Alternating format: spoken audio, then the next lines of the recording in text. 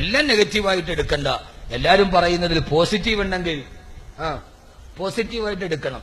N Shamseer 5 പള്ളി ഉണ്ടെങ്കിൽ ഒരു പള്ളിയിൽ ബാങ്ക് വിളിച്ചാൽ പോരെ എന്ന് ചോദിച്ചത്, അത് കേട്ടോടനെ നമ്മൾ അയാൾ ആക്രമിക്കാൻ വേണ്ടി ഇറങ്ങണ്ട.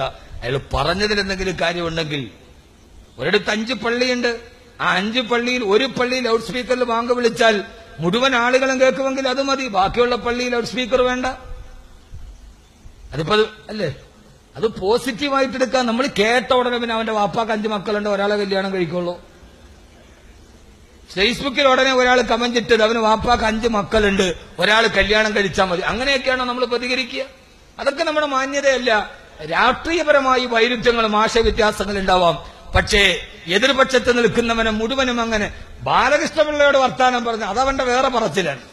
ബാലകൃഷ്ണപിള്ളയോട് പറഞ്ഞ മറുപടി വേറെ. അത് പറയേണ്ടത് അയാൾ വീടിന്റെ മുമ്പിലാണ് ഞാൻ പറഞ്ഞത്, അല്ലാതെ മാറി നിന്നിട്ട് ഓരിട്ടൊന്നുമല്ല, വീടിന്റെ മുമ്പിലാണ് ഞാൻ പ്രസംഗിച്ചത്.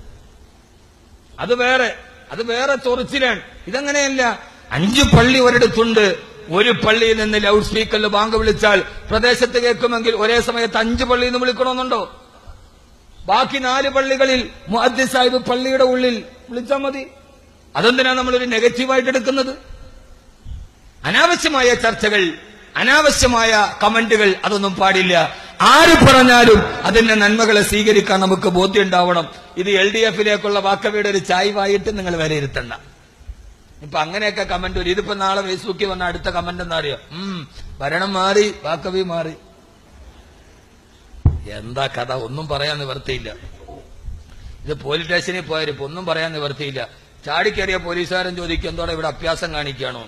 എന്നാൽ വലതുകാല് വെച്ച് കയറാന്ന് വിചാരിച്ചാൽ ചോദിക്കും നീ ഇവിടെ എന്തോടാ പൊറുക്കാൻ വന്നാണോ എന്ന് ചോദിച്ചിട്ട് ഐഡി. എന്നാൽ ഇടതുകാല് വെച്ചിട്ട് കയറാന്ന് വെച്ചാൽ നീ ഇത് നശിപ്പിക്കാൻ വന്നാണോടാന്ന് ചോദിച്ചിട്ടിരിക്കും. അമ്മാതിരാണ് ഇപ്പൊ കഥ. അള്ളാഹു നമുക്ക് ബോധം തരട്ടെ. ഞാൻ ഈ പറയുന്ന കാര്യങ്ങളിൽ എന്ത് എതിരഭിപ്രായം ഉണ്ടെങ്കിലും നമുക്ക് സംവദിക്കാം.